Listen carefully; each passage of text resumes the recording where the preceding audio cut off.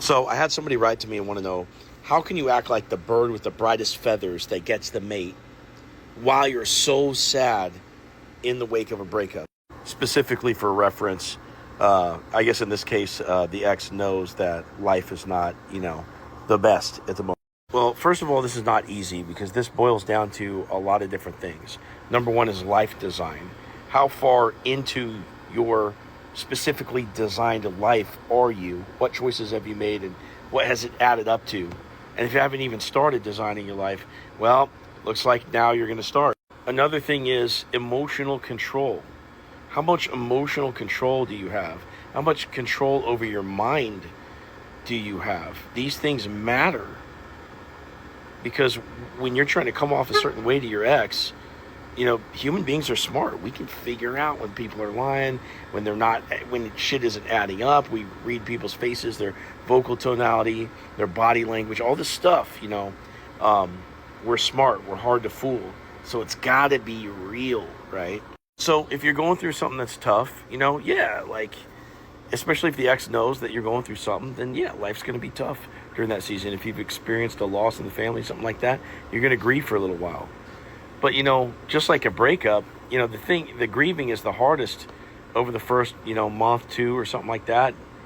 And, after that, you start to get your hands kind of back, in control on your life. And you start to, direct the way you want it to go when you get back to normal. So even if you're going through something tough, you can authentically be sad for a little bit over whatever the case is. But if it's about your ex, absolutely, you do not show that hard time that you're going through to your ex, even if it's real. The reason why this is the case is that if you go on a first date, guess what? It's authentic that you're nervous. It's authentic that you want it to go well. It's authentic that you like that person and you drop everybody else for them or whatever. You don't tell them that. You're playing this little cat and mouse game because if you chase them too hard, they're going to run away, And so just like you would play it cool on a first date, you have to do this with your ex too. You don't get to show them that you're sad. You got to exercise some emotional control, which you do on a first date, so don't tell me you can't. Now, the degree to which it's going to be easy for you to pull off, being the bird with the brightest feathers is going to have to do with what life choices have you made. Do you hate your job? You got Bill Lumberg hovering over your desk with this little coffee cup saying, yeah, we're going to need you to come in Saturday. You have Aunt Karen, just interjecting her unsolicited opinion every 2 seconds about, your life choices in relation to her religious preference and all this kind of thing.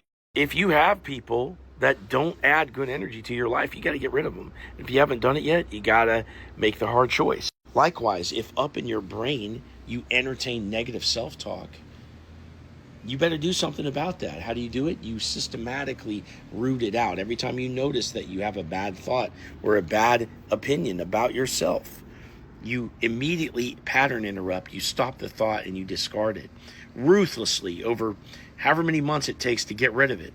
So you got some energy liabilities in your life between your job and Aunt Karen, and your loser friends or whatever the case is. We'll add some energy assets into the equation, things that give you, a higher energy level, higher frequency, so that way you can actually be happy. And because this process of attraction, it has to do with cultivating good energy inside of your body and spilling it onto that other person, your ex. You can't do that if you don't enjoy your life. So what energy assets do you have in the equation? For me, it's the hot tub that you guys see me in all the time. It's, the one wheel that broke my fucking shoulder a couple weeks ago. It's jujitsu, and it's doing this kind of work. Make hard choices in your life and design it in such a way where you do enjoy it. Now, beyond all that kind of foundational stuff is the surface level stuff that everybody does during a glow up, right? So this kind of stuff you can do to have the bright feathers. Tanning bed, Crest white strips. You can hair and nails if you're a girl. Go to the gym, either way, either gender. Upgrade your wardrobe. Start a new friend group. And you don't know where to go meet friends. You can go start a hobby like CrossFit, which is a social workout. You're killing 2 birds with 1 stone, your workout and your friend group. Do things that make you feel like a celebrity. Do hard shit. Do shit that you think is cool. Do shit that you don't think that you can do. And last but not least, get out there and date other people, whether you want to or not. Just get out there and do it. Don't do it so heavy that you forget about your ex, or that you wouldn't take them back, or that you're going to cause, severe problems with your ex because you're too distracted. But don't sit around and be loyal to them when they kick you to the curb and they're off dating someone else anyway.